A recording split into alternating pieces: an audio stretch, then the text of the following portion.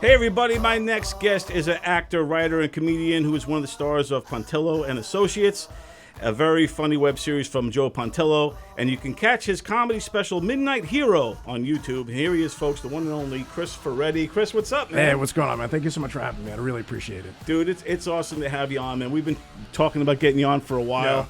Yeah. Ever since I seen you on the Pontillo and Associates movie. I really appreciate you checking that out, by the way. Yeah, man. Dude, it's a great film. You were great in it.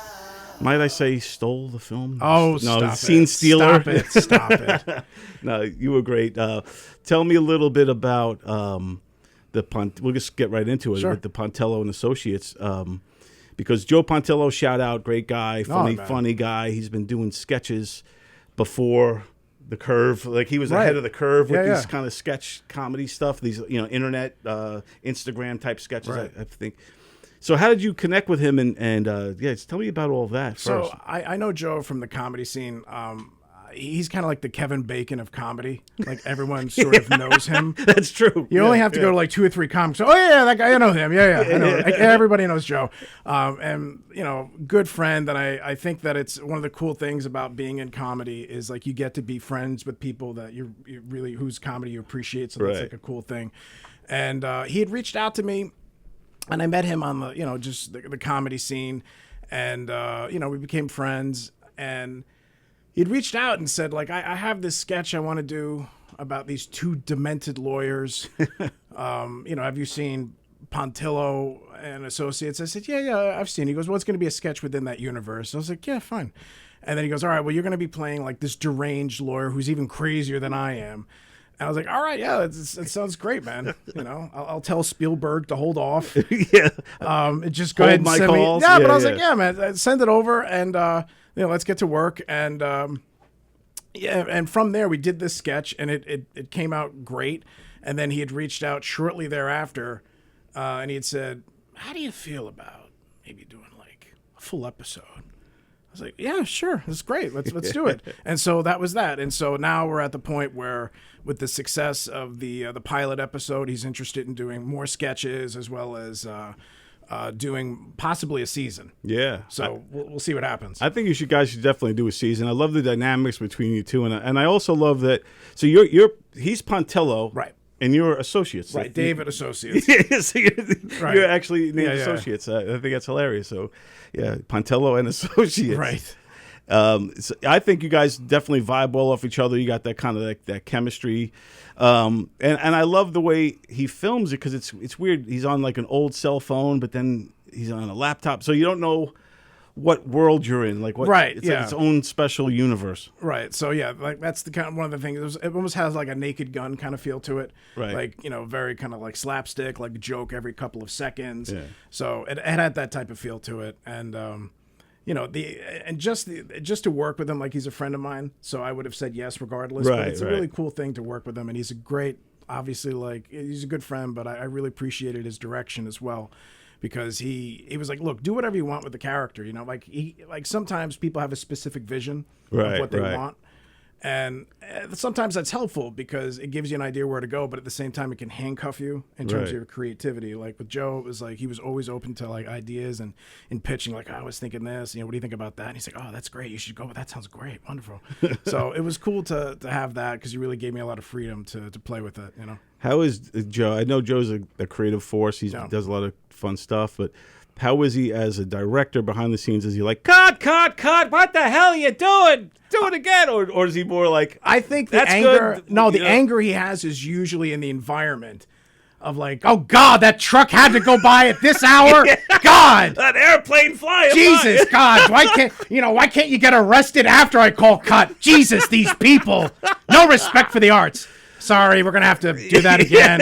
That was great. Just do that again. Fucking guy. So that's about over there. But it's never. It's always usually with it like the environment.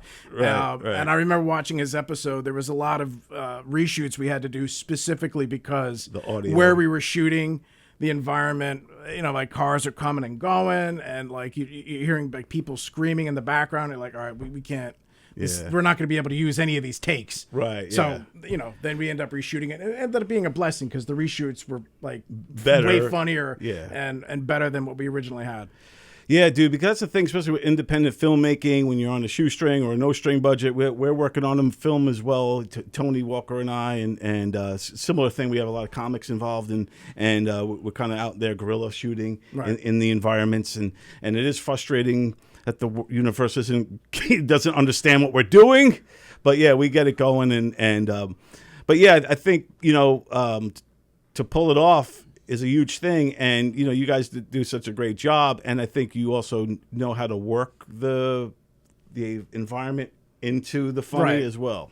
I will say is that just in terms of like you guys and the project that you guys are working on, if you had said that you were working on a film like 10, 15 years ago, people would be like, oh my God, that's so cool. That's great, man. Tell me about your film. But if you say it now, it's like, oh yeah, my nephew's doing one too. Yeah. He's doing like this horror thing. He's shooting it. It's like $70. He's going to shoot a feature. It's going to go cool. It's like a different time because technology has advanced in such a way that everybody can do it now. Make my son's got a phone. He's going to go out and shoot a Marvel movie. Right. Yeah. He's doing a Marvel movie. Yeah. So it's a little bit different. So, but yeah, like to your point, like the fact that you're doing a film and that you're putting yourself out there, like that's really like the name of the game today. You know? Yeah. And dude, like as an artist, and you're talking about how technology is kind of where anybody could do anything. Now you got AI even, so you could do even more. Right. Like the common person could do even more. I was just talking with this actually with Tony the other day about this stuff. Is that it's like how stand-up used to be, where the old saying, everybody's a comedian. Right? Everybody thinks they could do this, but it takes more than AI. And I also feel like people roll their eyes when they see something's AI. Right. Versus that that it was created and thought through and all of that kind of stuff. But in any case, what's your take on technology nowadays, and that the fact that it is easy for the common person, so to speak, to create and jump into the game? This is like a Subway take, but a governor's. I like that. What's your take? I like that. I like that a lot. Yeah. I think it's a good thing, and I think it's a double-edged sword. I think that it makes like, in other words, like if we all wanted to start shooting sketches in the vein of Saturday Night Live, we can do that tomorrow. We can get together, me, you, Tony, Joe, and like all of our friends, and we just start shooting. We're going to have a lot of work ahead of us. We're going to have to shoot the fucking thing. We're going to have to edit it. We're going to have to light it. We're going to have to chop this thing up. I mean, it's going to be a lot of work, but we'll have our hands on the steering wheel. The problem is, so will everyone else. Right, yeah. So it's good in the sense that you have a little bit more control in what you want to create. It's bad in the sense that there's so much competition. In the sense of like it's just hard because people basically have a television or they have a like a cinema in their pocket at all times. That's crazy. So it's like to get somebody to like stop looking at whatever to like look at your stuff. It's it's a Herculean task. But that doesn't mean that you shouldn't do it, because you just don't know, like at some point you can't drive yourself fucking crazy, which is tempting. We're all of us like, oh, what do I got to do? How do I got to market? How am I going to get to this? It's just like you got to, at some point, like just let it rip and let the chips fall where they may. Tell my mother I'll call her back. That was a good one. So... No, I think that's a great point, and there's so much that different now from, like you said, even as less as like 10 years ago. It's changed so much so fast, and then the way it all plays out. And I think too, I know you do voiceover work, and I think voiceovers is the one that's getting the hardest hit. That's the most easily, quote unquote, replaceable of all of the creative things. How have you, as a voiceover artist, which I've listened to your stuff on your website. Cool, everybody go check out Chris Ferretti's website. What is it? ChrisFerretti.com? ChrisFerretti.com. Can't forget that. I'll put it right here in the lower. You'll see it there. Everybody check it out. Link will be in the bio, all that fun stuff. But you do great voiceovers. Oh, cool, man. Thank you. But as an artist, and you see this with a lot of VO artists and a lot of people like in the field, AI's hitting them. I mean, it completely swallowed up anything I was doing. Yeah. I mean, I still have, like, from the little voiceover that I was doing over the years, as the years went on, when I was reporting my taxes, it just became, like, less and less revenue that I was reporting every year. You could literally see it, like, gobbling away. And then, it just reached a point where, I do have people that like I've done, because what I was doing voiceover for sure, but what I was doing as well as I was mixing the comedy in, so I would do live like pranks. Right. Yeah. So if somebody like reached out to me, they're like, whatever it was, like for $50, I would call whoever you want, as whatever the people I impersonate. And it's like, instead of doing something off a soundboard, it's like you're improvising the whole thing. Right. Yeah. So it's like a 5-7 minute, like, improvisation / roast. And you have like an idea, just like stand up, you have an idea of what you're going to talk about, but then it's like you leave it open for surprises. So it was great for a while. And then like, and people would reach out like, oh, could you help me out with my film project? I need a voice for this. Or, I remember I got really popular right around the time when Trump first came down the escalator, and I got really popular doing commercials as his voice in the Middle East. The Middle East was like hiring you? I'm telling you, they Please were hiring. do some more of that. No, but it was specifically like pizza commercials. There was like a pizza place. It was like, I gotta tell you, I love this pizza. What a great pizza! Probably some of the greatest pizza I've ever had. Wow, so great! I love this pizza. You gotta get it. Wonderful pizza, right? Come to Only Boo-Boos. Unbelievable! Wow, so great. I could fit it in my mouth. It's so wonderful. I just want to keep eating. I love it so much. Right? That's great. But they you never ever say, like, the way to get around that, by the way, you don't ever say I'm Donald Trump. Right, yeah. It's just like, I gotta, because if I said I'm Donald Trump and I love Colgate toothpaste, then you can be sued. Yeah, right. But if I'm just like some fucking guy on the internet, and at the end of the day, I'm not, I just try to have fun with it. Right. There are people that had asked me to say like political things one way or the other. I was like, dude, I'm not interested. Yeah, I don't want to do that. But like pizza is like universal. Everyone, we could all agree. No, that's pizza's fantastic. I think, like you said, such a polarizing world, even with the pizza. Oh man, Trump likes that kind of pizza now. But it was, it was huge. It was so huge. It was like I was doing really well for a while. But now these same people that would hire me to do a commercial, they'll just literally go to whatever AI thing, and then it's like good enough. Right. Where it's one of those things. It's like, why hire a graphic designer? I could just good enough. Yeah, exactly. I mean? Yeah. Oh, I don't need a guy to make me a logo. I'll just ChatGPT will make a logo in 2 seconds, and then that's good enough. Yeah. Right, and that's the conundrum of it. That's like the double-edged sword. I will say though, AI has improved 90% of some of those comedy posters that used to go out. Yeah, right. Now the comedians are using that. It's like, hey, these posters not that bad. Yeah, there was some of them that I've seen that are still a little like, yeah. All right, well, it's it might need that was a good first draft. Yeah, exactly. Maybe, you put it through a couple more times, clean it up a little bit. Yeah. But I'm sure with AI, like the more iterations you do, the more like crazy everyone's face gets. Yeah, exactly. So it's like you really have like a small window here to get it right if you're going to do the poster, right? Like the AI poster route. Yeah, it's so funny. They don't have any other Photoshop skills, so they can't. Right. And put their own picture on top of it. Right. Yeah. So you're very limited. You're like, oh, Jesus, why do I look like a drowned John Stamos? That is not how I look. That is, okay.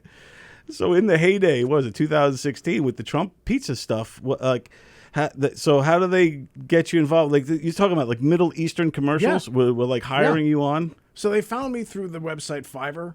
Oh, yeah, Fiverr. And so... And they took their pound of flesh. They would take 20% of everything I made. So it was basically like an agency. Right, yeah. Right? Fiverr's, rough. So they did it, but it was like back in the day. And the cool thing about it is that it gave you a chance to practice being funny, and it was like getting paid to practice. Right, Do you know what I mean? Yeah, exactly. So it was, in a lot of ways, it's like there's a certain feeling of like being on. Because you're calling somebody like whatever, like 6:26, and it's like, all right, I got to call Don. Yeah. And you get a hold of them, and like like your friends or whoever have the list of things that I have to go through, and it's like you hit it, and then whatever the phone call is, 5-7 minutes, and then it's like you had that feeling of being on. Right. So it's a way of like, and then you have money in your account, so it's a way of getting paid. Yeah. Getting paid for doing what you love and working out the impressions and all that kind of stuff. Yeah. And I think the pranks thing, too, is something that AI probably couldn't pull off. That is a niche that I'm glad you found that. Oh. And I'm glad I lost it, too, because it's like the AI completely swallowed it even up. The niche thing? It's gone. With the insulting it's gone. shit? It's gone. Oh, wow. Everything is gone. I mean, the only like people I have still are the people that like I developed like a customer base and like a fan base over like when I first started, like Right. what if 2015 is when he first came down the escalator or whatever. Yeah. And then it's like the fan base, like, oh, hey, listen, Chris, if you're available, I don't know if you're available. And it's like, yeah, sure, whatever. Or sometimes, like after a show, people are like, listen, could you do me a favor? Can you call my nephew, this Trump? And you're like, yeah, sure, give me the phone. Tell me some fucked up shit about him. Something horrible I can say. Like, I know about that abortion you had when you were 16. We all know it. He was stillborn anyway. Shout out, Danny. He survived. He's got a needle in his head. We didn't know he was going to live. We tried to kill you, Danny, but we're rooting for you. We're rooting. Everybody knew it. We all knew it. It was going to happen. So anyway, but yeah, like you have that. But other than that, was Trump the go-to one? Was that the one everybody wanted you to use? Everyone wanted to do it. But before that, I had Obama, and I was having fun with that. But nothing like the sensationalism of like everyone like reaching out to me for Trump. Yeah, Trump is, even to this day, all these years later, he's still this, sensationalized character, whether people love him or hate him, or I don't think there's any other emotions, either love or hate with this guy. But it's such a fun character to play. Yeah, and I try to play bold. it. I really do. I try to play it in my impression, like neither left or right. Right. You just play it like right down the middle. Like I try to make, at the end of the day, it's like people that come to a comedy show, everyone wants to laugh, man. Yeah, I'm not really interested in getting people to pick one side or the right. other. You don't it's want like, the. If you want that, you can watch Bill Maher or whoever. Yeah. It's like I want to give people a break from. I that think if that's they a come smart to way to do it. Just because, like especially you're trying to build a fan base. You don't want to divide, now or ever. You know what I mean? You have to be a certain type of mindset to even want to, like go out like guns blazing. No, I honestly, I just look at it like people get bombarded with that shit everywhere. On social media, they get bombarded with it on the news, and like they get bombarded with it with their. I'm like, God, can you believe? And it's like I want them to be able to come to my show or any of my videos and be like, I'm taking a break from this shit. You know what I mean? So that's what I try to create. Would associates be a right wing or a left wing guy? Oh, I don't even think he knows how many twos there are in Tuesday. This guy, I think he's got a lot of problems. Yeah. He's like, who's Trump? I don't even know who that is. I think that if he didn't get his cable shut off months ago, he probably would be able to weigh in on it. But I think that it's but just harkening back to that, it's to get ready for that character. There was a watch that I had years ago, and it was this. It was like a fake gold watch. It looked really nice, but it didn't work. And the minute I put it on, it was like, I feel like this guy now, because it's like, it looks real, it looks nice, but it doesn't work. And so there's a lot of parallels to that. It's perfect. like, it looks like he has his shit together, but he really doesn't. That's and great. He's, living in a shoebox, and he doesn't have his, no internet. He probably steals Wi-Fi from his neighbor, But that's such a great way to get into character. Here's a watch that looks nice, but it doesn't work. It says it all in the watch. That's fucking great, man. So you'll see that if you watch the series, you'll see that little like fake gold watch. It looks nice enough, but it's if you paid more than like $20 for it, you were overcharged. You know what I mean? Yeah, exactly. It's like but that's great. I love that. When you get an impression, especially early on, 2015, and not to keep harping on the Trump thing, but it's I'm just curious. When do you realize A, I could do this impression, and B, were you kind of ahead of the curve with it, doing it that early? Because everybody seems to be doing almost the same kind of Trump now, right? And I don't know who started it. Sometimes there's always like Dana Carvey started the George Bush, senior, that kind of stuff. And who started that was Rich Little with the Reagan. Yeah. Well, but so when did the Trump thing spark in your brain and get that voice? Because it's not the same as "you're fired." Right. Well, that's how the impression had started, is because I was doing like little impressions of him on The Apprentice, like, "You're fired. Look at you, just such trash. Look at you. You're such a slut. You're just a dumb bimbo. Look at you. You don't even belong here. You're just, God, Jesus. We should have killed you like Danny. We tried to kill Danny, couldn't kill. We're gonna kill you."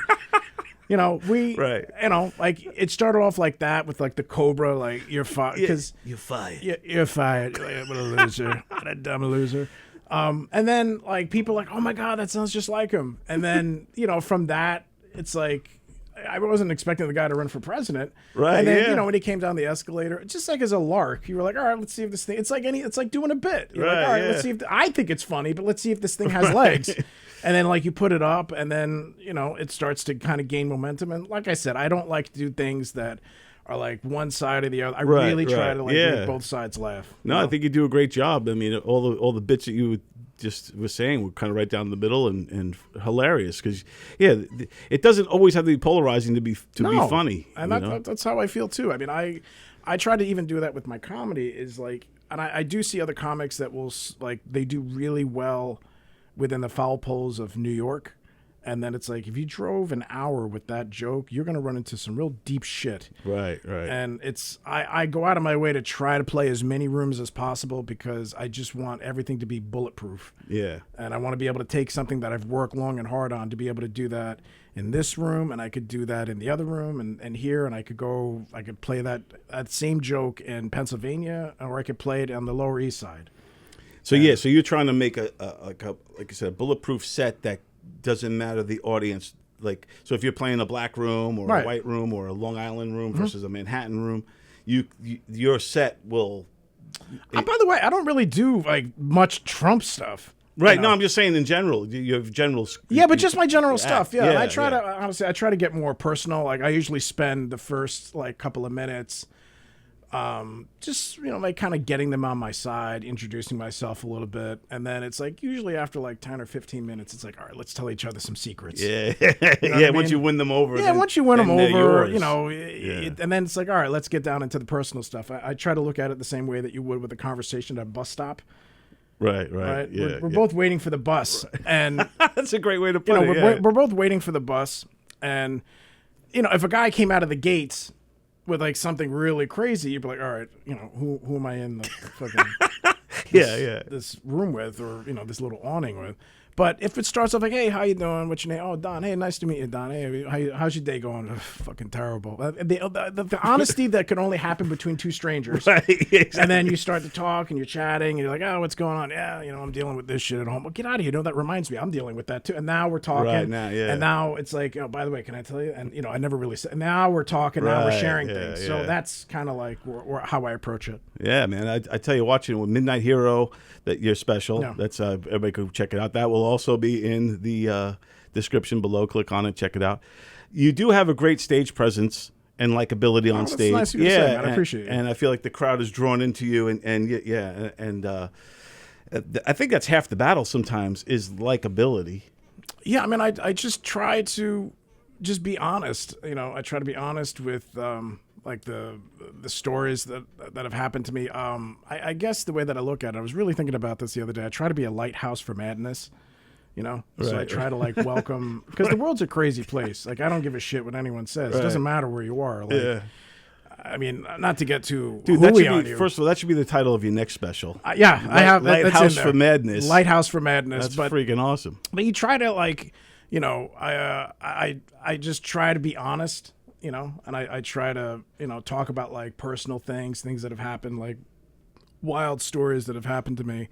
And I've always found that where there are two things is that one, people have a tendency to be like, well, everyone else has their shit together, but not me. Right. I'm the fuck up. Right. Like they kind of like hold up. But the minute that you go like, oh, I'm fucking dealing with this, and then it's like, oh, everyone doesn't matter. We're all fucked up.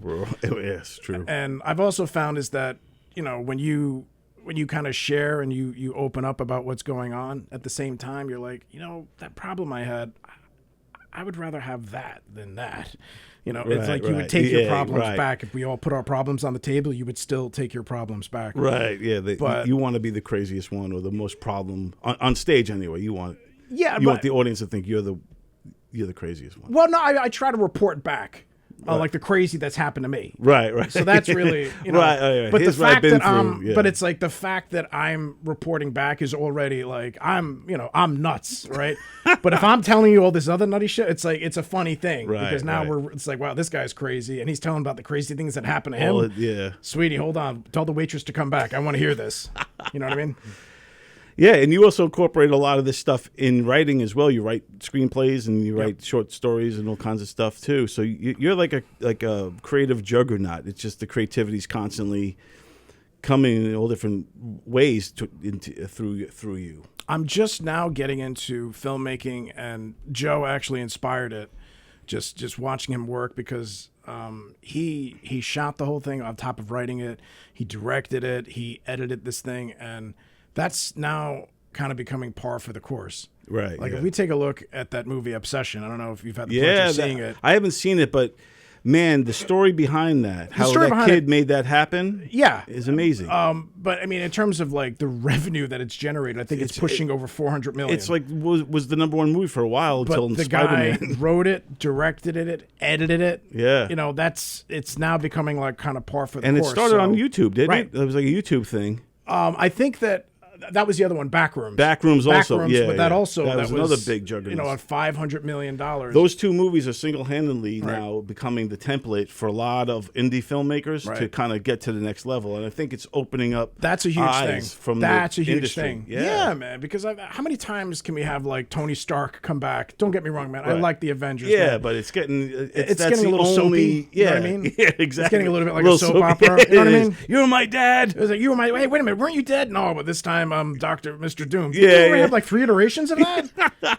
All right, but okay, I'm gonna still go see it, but it's still, crazy. Yeah. But yeah, like I think that's gonna open up the door, like to all like really creative, independent writers, and it's really gonna give the chance to have things take off. Like one of my favorite movies of all time was The Wrestler. Oh, I love that movie. But that started off as an independent movie because nobody would touch it. Yeah. In the studios, and then it garnered so much attention, and it garnered like all these awards. Marissa Tomei and then Marissa Tomei. Oh yeah. Remember that scene? I paused it. I could tell you the timestamp. Oh yeah. I could tell you my favorite timestamp. Oh yeah. No, but it's like it forced the studios to push it into distribution. Yeah. Where, you know, they were like, all right, who wants to see a fucking movie about a wrestler if you're pitching it? Like, who the fuck wants to see? It's not even like a main wrestler. It's like, this is a guy who's like, like the minor leagues of wrestling. Right, yeah. Like, who wants to see this? And they're not going to put it out there, but like I grew up in Jersey, so for me, this was like, you know. Yeah. You know, that was like, you know, like our Rocky, you know what I mean? Right. Something like that. It was such a great movie, and it definitely feels like an indie film when you're watching it. It's got big stars in it, you know, Mickey Rourke and Marissa Tomei and Todd Barry plays the remember Todd Barry in it as the supermarket guy. But yeah, it was such a powerful movie, and those are the kind of movies that inspired me to filmmake, because I love the independent vibe. I love that it's not Hollywood and that it feels real, you know? I think that one of the cool things about it is that when you are doing something independent, it forces you to be extra creative. Like you can't just hit the CGI button. Right, exactly. And like, okay, this building is going to blow up, or this, you know, like this big monster is going to come out of the sewers or whatever. Like it really does. Like if you look at like the way that movies were like kind of leading up to like, you know, the advent of CGI, it was all character based. Yeah, yeah. And it was all like some of my favorite movies of all time, like Midnight Run. Oh, Midnight Run was nobody great. knows about. De Niro, yeah. Nobody knows about that movie. That was my favorite one. That's actually, well, I can't say my favorite De Niro movie. He's got so many great ones. But that was one of the great, at that time period when I was that age, that came out, what, the 80s? Or late 80s, maybe? I love that movie, man. Oh, it's one of my favorites. But like nobody Charles knows. Grodin? Yeah. Nobody knows what it is. But it's Right. all character driven, man. Right, yeah. Whereas like there's no CGI. There's no like the fucking train goes derails. It's not like, you know. Yeah, right. Okay. Yeah, we gotta save this train. We gotta save it a little bit. You know, he's not gonna do. It's nothing. It's all character based. So I like that. Like indie stuff, it forces you to really be character driven, and you know, it's one of those things where you just hope the audience appreciates it. The story, it's all about the storytelling at that point, and that's what I love about it. That's what makes it the most important thing. And yeah, the storytelling and the big budget shit too, but it's just like the AI thing.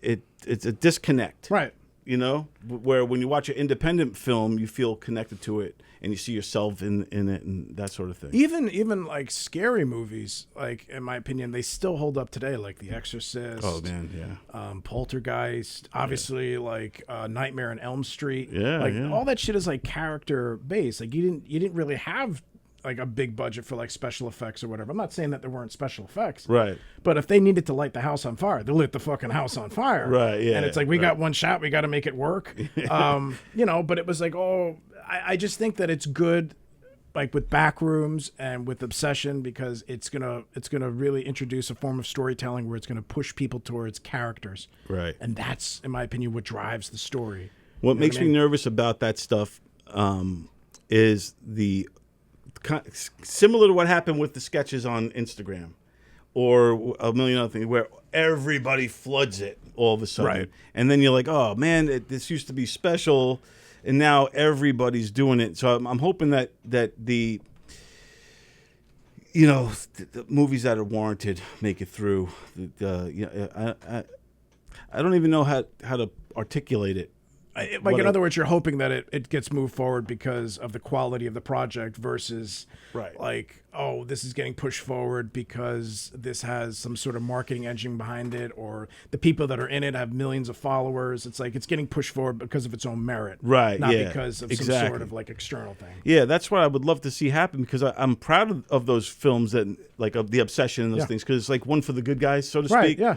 And I want to see that continue on, but I just don't want to see it get oversaturated like we saw, like with Instagram and like the pizza skits on, every pizzeria now has the angry pizza guy. Yeah, you want a pizza? Hey, man, you know what? Go home and make it yourself. I don't understand the marketing in that, but I'm like, all right. But every pizza guy is doing it, and now it used to be funny when it was the one guy. But now there's 20 of them, and you're like, all right, I get it, man. And they all have like Twitter accounts, and they're all at war with each other. Yeah, there's pizza wars. Like, oh, did you see what Domino's said about the Taco Bell? It's like, the fuck, all right. It's freaking nuts. But yeah, I just don't want to see it get oversaturated like that, man. I mean, it will. I mean, I'm just, that's just how it is. Right, it's like once there's any type of success, they're just going to like, all right, let's reduplicate it. Yeah. It's just the way that it is. But, you can kind of hope. I still think it's a win overall. Because it opens the door for people that don't have the studio, that don't have the $1 million budget. Right. There's a chance that they can have their work seen, and then you never know like what door that might open for the next project. Right. Like with you now going into shooting a movie, and because I know you've written it, I know you're a very creative guy, but now making a movie on your own is a whole different animal. What's the steps you're taking to get that off the ground, or have you started yet? So right now I'm actually just trying to I worked as a playwright for on top of everything else. So for me it was, I really kind of focused on like kind of keeping everything within the same room, like, but in terms of like translating some of these things, I say this with respect, but to be a playwright is to like be fluent in Latin. It's like, what purpose does it really serve in the United States? No one's really going to go out and see a play where it's like, if you go to the UK, it's baked into the culture. Right. To be like, all right, we're going to go check out this American playwright. We're going to go see a play tonight. Right, yeah. Whereas like there's nobody that in the 1980s, 1990s, sure. No one's, we're going to see this guy, Sam Shepard or David Mamet. I don't know. I've heard good things. We're going to go check it out. Because at the end of the day, what do we have? We had channels 2, 4, 5, 7, 9 was Arsenio. And then you had 13. Then like 11, then 13 was PBS. Bob Ross. Yeah, exactly. We were literally watching paint dry, okay? Like those were our choices. So it was like, all right, I don't want to watch any of this shit. Let's go, there's no movies I don't want to see. Let's go see a play. Right, yeah. But, so I'm in the midst of like kind of translating the plays that I've written that are all within the same universe. And I'm in the midst of kind of translating them to Tales from the Turnpike. And that's cool. Really having like, a different episode. But to be honest with you, I just want to give the medium the respect that it deserves to really understand the lighting, to understand, the sound, to be able to understand shooting some of this stuff so I could really understand it. And it's like a language. I just want to give it that respect. I don't want to just go in there and be like, it'll be fine. Yeah. I've shot enough of like my sketches and stuff like that being like, oh my God, Jesus Christ.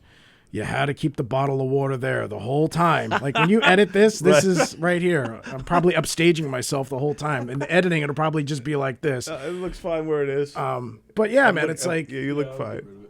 All right. See? You see? Yeah, Tony knows. Tony knows, man. Well, I don't. The only reason I said it is because you brought it up. See, I should have noticed it already. See, but that's that's the name of the game, Hey, man. but that's one of our sponsors. Brought to you by Brought to you Poland by- Springs. I mean, well, that's gin, but still, I mean, we appreciate Poland Springs too. But no, it's like it's the same thing. It's like I just want to give it that respect because a lot of times, especially with film, if you're doing a play, like if things, like you have your opening night, it's like, all right, there are a couple cracks in the system. We're gonna get it right the next night. Right. Film, it's like. I don't know what I don't know, so I'm really spending the time right now. And to once really you're familiarize done, once you myself. got that, bring it home and whatever, and you just look at the computer, that's it. That's it. That's what you got. And Right. you're like, oh, Right. we should have did another take. Right, or take, or like why yeah. why did nobody turn the sound on? So it's now it's just a silent movie. Like, No, but people don't understand how important all of those elements are. A lot of times on sets, especially indie sets, and sometimes the sound is one of the overlooked things. Oh, just have Joey over there hold the boom. Right. And then Joey's just pointing the boom. It doesn't. And then you get like crazy audio. for my comedy special for Midnight Hero, one of the guys that I had shooting it, Eric Alexander. He used to be a comic, and it was kind of like Field of Dreams. Like he crossed the foul poles and went from comic to being a civilian. He's Right. like, all right, I spent enough time in front of the camera. walked off, I want to actually like derive an income Right, and live a yeah. normal life. So it's like he walked and he had already studied being a cinematographer, so like that was what he wanted to do, and.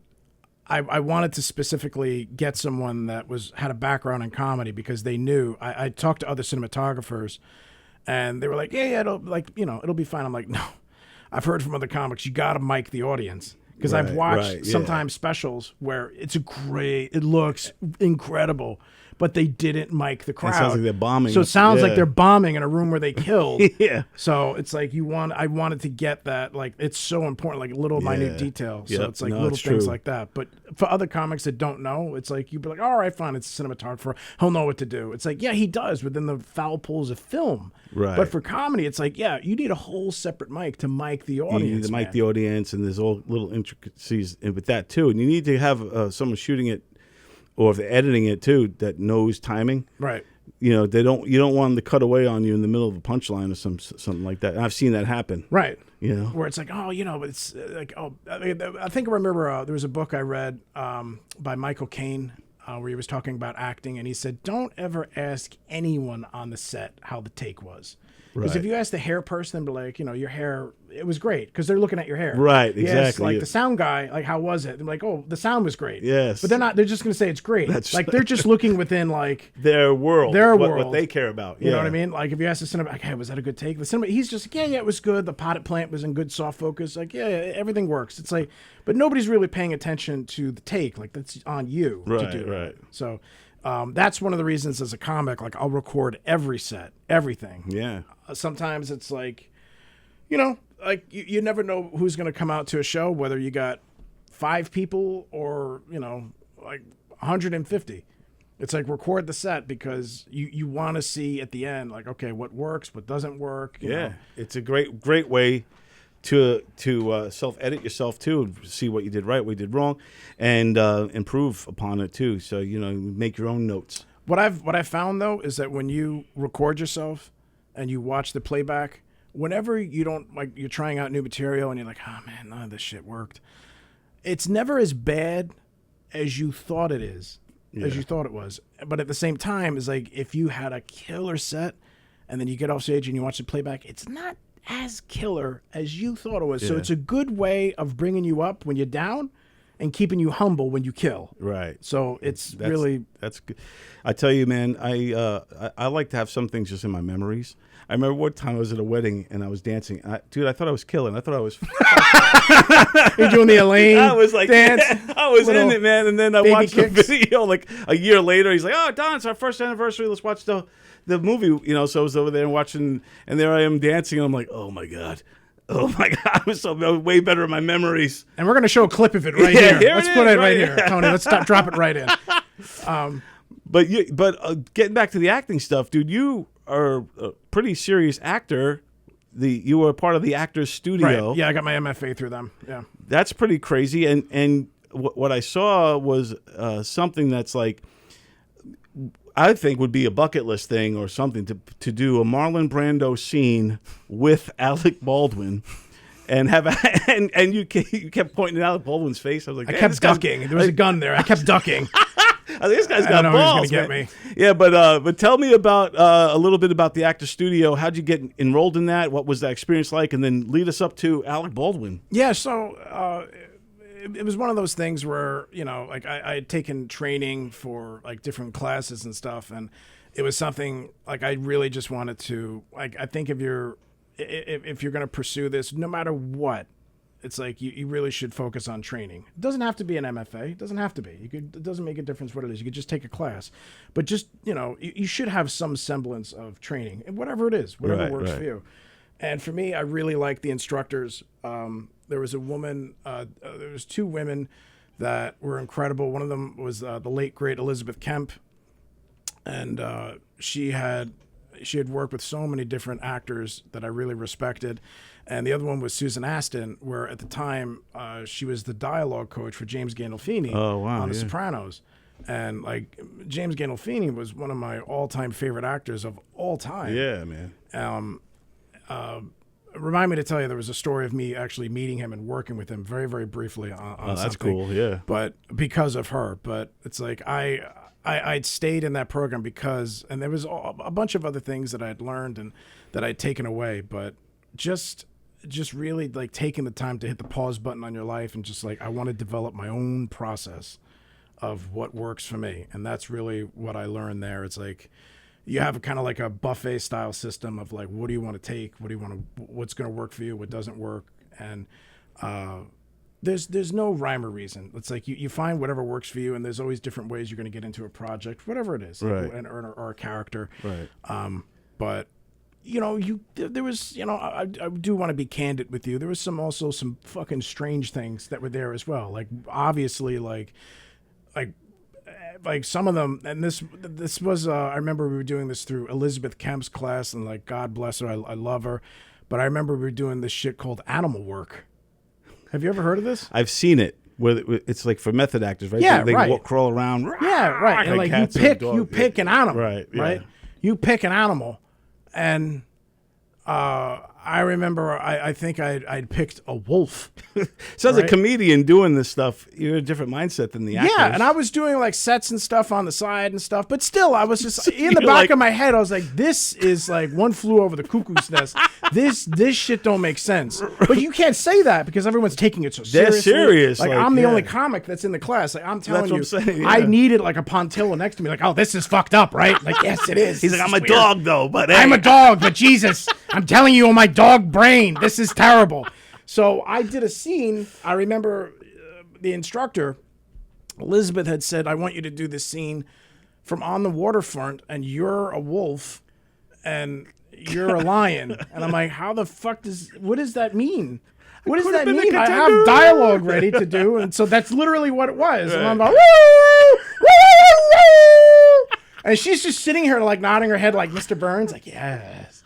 This is great. She's like, look what I'm making them do. And then I remember, like, there was someone that she had chosen a peacock. Like, what the fuck does a peacock sound like? And she came and she was, you know, like, look, guys, this is, somebody turn on the lights. This is really absurd. Like, if I did and by the way, I know people that I went to school with that were doing this shit at like auditions and stuff, and they were like, get out of the room, dude. You're fucking insane. Like, you can get away with that if you're Harvey Keitel. If you're already established, it's like, yeah, whatever, that's your process. If nobody knows who you are and you're in the waiting room going, they're just going to tell you to leave because they think that you're fucking insane. What's the purpose of it? Is it supposed to bring out your inner beast or something? Or is it supposed to channel some kind of like vibe? I understand I think I do. I understand the kind of the feeling behind it, where it's really kind of tapping into like the animalistic, like identifying whatever character you're playing, right, like with a specific type of animal, where it's just like, all right, this guy is more like a turtle, right, and so it's like, you know, you hide things, it's more of a shell, right, or this person is a or whatever it is, it's a way of kind of like tapping in, because the human being is an animal. Right. Yeah. You know? Yeah. So it's like it's going into like the needs and wants. Like, what do you need? Right. Oh, I need this. Right? Yeah, it helps you figure out who the character. Kind of like your watch. Right. But instead, it's an animal. So what animal would portray associates? Oh my God, would it dude! be like Elizabeth, I know you're loving this. Probably like a hyena, or probably like probably one of those fish that have like a little thing on the front that like tricks people into getting them to eat them. So probably something like, or Venus flytrap. I think. Yeah, Venus flytrap. Yeah. But it's like That's good luck. hilarious. Although Joe would be open to it. If I was like, I'm going to play this as a Venus flytrap. Oh God, do it, Jesus! Do it. Do it before the plane. Do it flies before the plane. over. God, Jesus, this school bus, you dumb kids. Anyway, I love Joe. He's Joe the man, rocks, I love man. you, Joe. Yeah, Joe's the best. But no, it was like some of that stuff. But in terms of the actor studio, and then they would have like that show inside the actor studio. And I remember Alec Baldwin was there, and he came and he had asked who who was good with impressions, and then everyone was kind of like pointing to me, and he was like, "All right, you're up here." And then I did the thing, and it was just one of those things, like you kind of. That was fly totally by the improv, huh? So yeah, it was totally improv. I had no idea. Alec didn't pre-choose Nope. you. Wow, so that was all in the moment. It was all in the moment. So it was just like one of those things, and then you don't know. Just like this, I have no idea what's going to end up on the cutting room floor, right? Is this on? Is this a rehearsal? Or are we actually doing? Okay. I don't think he hit record yet. We haven't recorded yet. All right. This is the pre-interview. This is just the pre-interview. This is a great pre-interview, by the way. This is really great. But no, it's like and when we shoot it, let's do animal. Let's really tap into like an animal. Yeah. Well, that's how we'll. live. Yeah. All right. We'll just do the whole podcast as animals. Right, it's animals. Yeah, it'll go over well. I think we'll get some people will views love on that. it. Yeah. But no, it's like I didn't know what was going to happen. I had no idea, and then like it ended up like getting broadcast, with millions of people. It was a great bit, like a great scene between you guys and Alec Baldwin. And you did Marlon Brando scene, Right. which is puts even more coolness Right. onto the moment. It was like he's teaching you how to be Brando. Use your chin, show the chin. This thing about And So you have fun. And I think I seen that episode when it originally aired because that's the one. And I remember Alec Baldwin. He, this is pre-Alec Baldwin, when he got the gun and but Duck, motherfucker. but he's a Long Island guy. But I remember watching it, and his advice on acting. He said one thing in this. I don't know if you remember this from that day. If it's the same episode, I think it is. He said, he goes, you gotta love acting. Yeah, he you goes, gotta love it. And if you're just an actor who wants to be famous, quit now because you're never gonna be. Right. He goes, you have to love acting and do it and act in everything you can and this and that. And then I remember he jumped in. Again, it was another Brando thing. He jumped into Stella like within seconds. And I remember just being like, whoa, man, this guy is like he won me over. I was like, this guy's like a freaking phenomenal actor. He's just able to Incredibly morph, talented. yeah. Incredibly talented. And so was that the same one?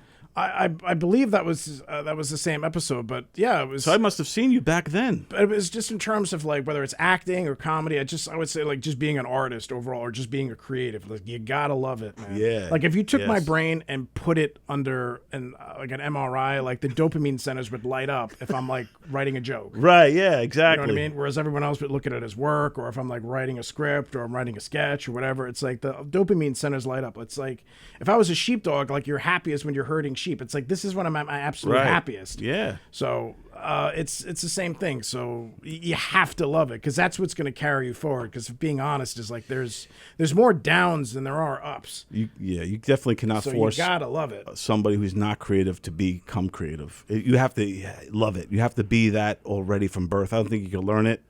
I don't think you can teach it. I think you either are or not. And that goes with anything. Like even a car mechanic. I mean, put me under a hood, dude. Yeah. I'm lost and I'm like miserable. But there's other guys out there that love it. Right, you just absolutely love it. What's actually interesting is that if you take a look at a lot of the people that are getting pushed forward today, is that they'll have like a really huge following, and so they may not necessarily be the most creative, but what they are is the most popular. Right. And so yeah, and it's a strange thing because it's really the carriage in front of the horse, and they'll take people that have millions of followers and they'll put them on stage when they really don't know how to do stand-up, and they think that their TikTok dances are going to translate because you're in the comfort of your living room and now you're on stage and everyone's looking at you. Everyone paid the ticket to take the ride, and you're sitting there like, I don't really know what to do.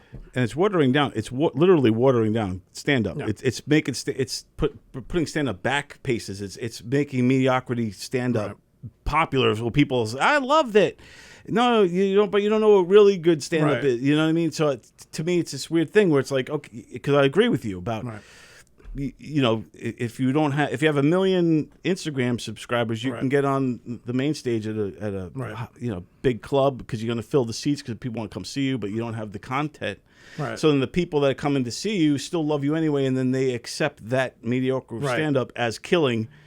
So it's just watering it down the process. Yeah. So the only thing I guess that you can do to kind of combat it is like obviously you focus on getting better as a comic, but at the same time you also, it's like you build up your notoriety so that you can kind of battle back. And it's difficult because I wish it was just about the talent. I wish it was just about like just focusing on just being really good at stand-up, but I just know so many people today that they don't focus on their social media, and it's going to be really hard for them to break through. And it's something that you have to do. It sucks. I'm not going to tell you that it's great, but you have to do it. You have to market. It's a language that you have to learn. Yep. And you're doing a great job on it.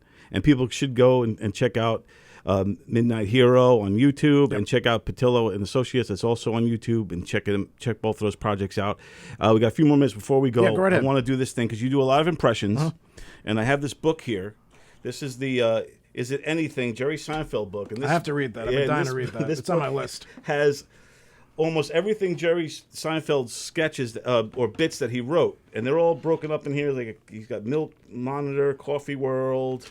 You know, every page you go on, it's a different one. Phone control, sex control, Coffee Says. So every page, pretty much. So what we're going to do is we're going to pick a page at random. We'll have you pick the page at random. All right. And then we're going to go down the list of some of your impressions and have you read one of Seinfeld's jokes as this person, okay? All right, let's see. So the first one we'll do Jason Statham. Okay. Okay. Oh, man, I can't. Do you have a napkin? My glasses are all fogged up over I don't know if we have any. I think I have something over there. I have paper towel. If you want to use my shirt, dude. Yeah, or it's fine with me. Yeah, go ahead. Yeah? Yeah, I'll take it. Yeah, let's do this real quick. These are cool glasses, by the way. Spider-Man glasses? No, it's just it's some regular good old-fashioned CVS. I think I cleaned them good enough. Let me know. Yeah, we're good. We're good. We'll Okay, see. Cool. All right, so we're randomly picking a page out of Jerry Seinfeld's book, and Jason Statham will be telling the joke, the Jerry Seinfeld joke. Here we go. Here we go. All right, so the name of this bit is Car Horn. Here we go. Joke one. All right. Let's get this in here. All right. Oh, man, I can't fucking see. They're fogging up again. Sweating over here. All right. People love the car horn because they know they could never think of enough curse words. To last as long as they can, just hold that button down. Wait. They hear this. We also believe, for some reason, that the harder we actually push our finger on the button, the more effect the horn is going to have. I love when we try to affect inanimate objects that way. Like, when the car doesn't start, people always try turning the key really hard. like the key is going to go. Oh, all right. I'll get it. All right, that's very good. Yeah, Jason Statham. Jason Statham. I think I was better than Seinfeld. All right, so let's go to another random one, and we'll do this one as Tony Soprano. Oh, okay. All right. Just opened up. Hi, how you doing? Now you got to start off any impression. You got to start it with the breath.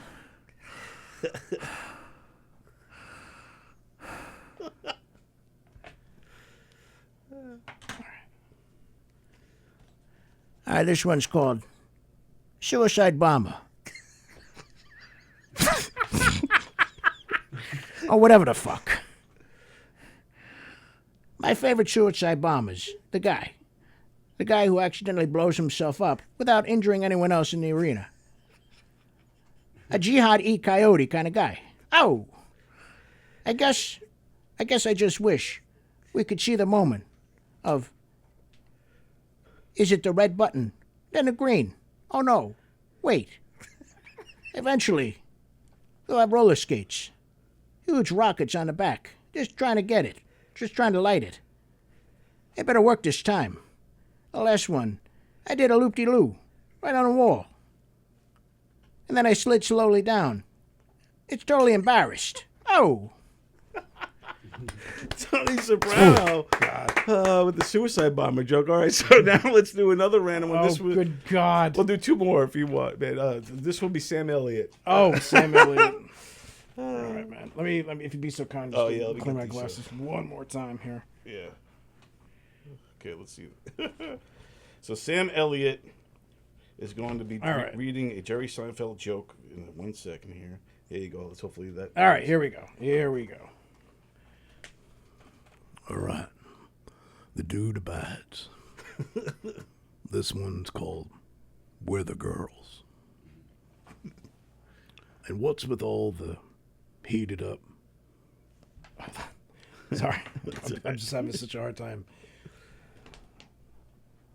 And what's with all the heated up, sexed out, super vixen weather girls? Wearing insane cocktail outfits on local TV at 9:30 in the morning. Everyone else on the news looks normal. They go to the weather.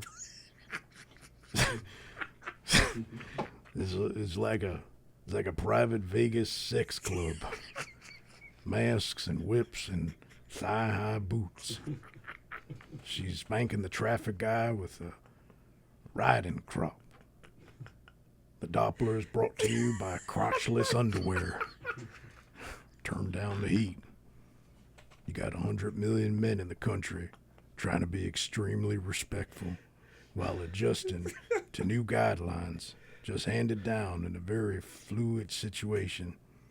You can help out a little. Shoulder your weapon before noon.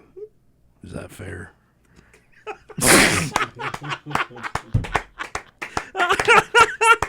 Oh my God, I wasn't expecting this. This is fun. We should have just done this. What are you guys asking me about anything else? Who gives a shit? Let's just do this. All right, let's do. I'll leave this one to you. I'll give you three choices. Christopher Walken. Oh, Christopher Walken. Okay. Christopher Walken. Okay, well, so the next one will be Christopher Walken. Let's try. Holy shit. Here, and to show you that I'm not cherry picking here. Go ahead, you pick it. All right, here we go. Or Tony, you want to pick it? Yeah, let Tony pick. Tony, one. you pick it. Randomly pick a bit out of that book. Every page has a goodie. Oh man, these are so funny. All right. Dogs in cars. Dogs in Cars. Dogs in Cars. With Christopher Walken explaining Dogs in Cars by Jerry Seinfeld. The name of this piece is Dogs in Cars. Thank you, Tony. This is a great choice. Wonderful. It was one we were going to do about Asian porn. This is much better. I love talking. Oh, excuse me. If you use my Jersey education, I mistake the word taking for talking. We're going to do take two. Here we go. Dogs in Cars. I love taking my dog out in my car. A lot of trouble in the turns, though. Doesn't understand inertia. Legs get all tense and quivery. What's happening here? What's going on? He doesn't know whether to stand up, sit down. Dogs like the car, because from the outside it looks like a regular person sitting next to you. They feel equal. They look over. This is nice. This is more like it. I think we should all sit together like this all the time. Then every turn, he just drops out of view. Wow. Until he gets back up again. I don't know why dogs always stick their head out the window. I think they think, you know, if I could run this fast, I'd be the king of dogs. If you take your dog out into the world, it amazes them things that you can do any time of the day. You get hungry, you could stop somewhere, come out, the hamburger. This blows their mind. All right, that's Yes. all right. Chris, that was freaking awesome. Absolutely, man. Oh my goodness, that was fantastic. And yes, everybody definitely catch Chris Ferretti at a show near you. Actually, I'm doing a show here in the Giggle Room. Oh, nice, perfect. Yes, I'm doing the show here in the Giggle Room, October. Let's pull this up. Let's see. I'm doing a show.